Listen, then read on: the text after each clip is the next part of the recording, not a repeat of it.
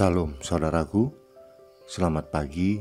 Semoga kita semua dalam keadaan sehat dan penuh sukacita dalam Tuhan. Marilah kita menggunakan waktu sejenak untuk berdoa, membaca dan merenungkan firman Tuhan sebagai sumber kekuatan, inspirasi dan motivasi bagi kita hari ini, Senin 18 Oktober 2021. Sebelumnya mari kita berdoa. Bapa di sorga, kami bersyukur atas hari yang indah ini, hari yang penuh harapan. Kami akan merenungkan firman-Mu. Kiranya Roh Kudus menerangi hati dan pikiran kami, agar kami sungguh memahami firman-Mu. Dalam nama Tuhan Yesus Kristus kami berdoa. Amin.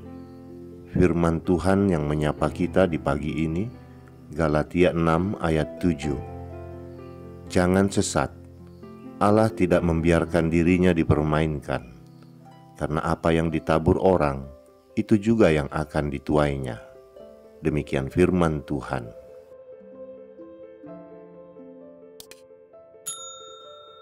Saudaraku, manusia mungkin bisa menjadi sangat pintar, dan terkadang manusia berpikir bisa mengelabui Allah dan mempermainkan Allah. Dalam kecongkakannya, manusia dapat menentang Allah dan melakukan berbagai perbuatan yang dibenci Allah. Manusia merasa dia berhak menentukan apa yang perlu dia kerjakan dalam mengisi kehidupannya. Dengan alasan kebebasan, manusia ini sedang terbelenggu dalam kecongkakannya yang sebenarnya adalah kebodohan di mata Allah. Ada manusia yang mencoba mempermainkan Allah dengan melakukan berbagai perbuatan yang dibenci Allah. Lalu berpikir suatu saat nanti dia akan berhenti dan Allah akan dapat dibujuk dengan pertobatannya. Benar bahwa tidak ada dosa yang terlalu besar sehingga tidak dapat disucikan oleh darah Kristus. Namun Allah bukanlah Allah yang dapat dipermainkan dengan skenario kita, yang berpikir untuk bersenang-senang dahulu dengan keberdosaan kita, lalu nanti kita dapat diampuni dengan bertobat. Kita tidak dapat menabur dalam daging, lalu menuai hidup kekal dari roh. Allah tidak membiarkan dirinya dipermainkan. Orang yang menyadari keberdosaannya dan bertobat di hadapan Allah tidak akan kembali menerjunkan dirinya ke dalam kubangan dosa, lalu berpikir kotoran itu dapat dibilas kembali oleh darah Kristus. Ada banyak orang tak berhenti menabur kejahatan, kekerasan dan kekejian terhadap orang lain, dan mereka sama sekali tak memikirkan akibatnya di kemudian hari. Untuk sekian waktu lamanya mungkin tidak terjadi apa-apa dan tidak ada hal-hal yang patut dikhawatirkan. Mereka masih dapat menikmati hidup dan semua sepertinya berjalan tanpa kendala. Tapi begitu mereka menginjak masa tua, tanpa terasa semua perbuatan yang telah ditabur di waktu-waktu yang lalu kini mulai dituai. Mereka panen, tapi yang dipanen adalah hal-hal buruk yang sama sekali tak diharapkan terjadi. Marilah kita menabur hal-hal yang baik.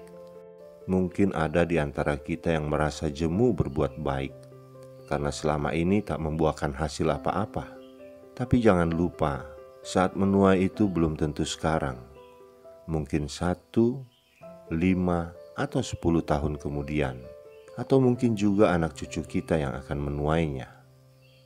Pastinya yang akan kita tuai adalah hal-hal yang baik sesuai apa yang kita tabur.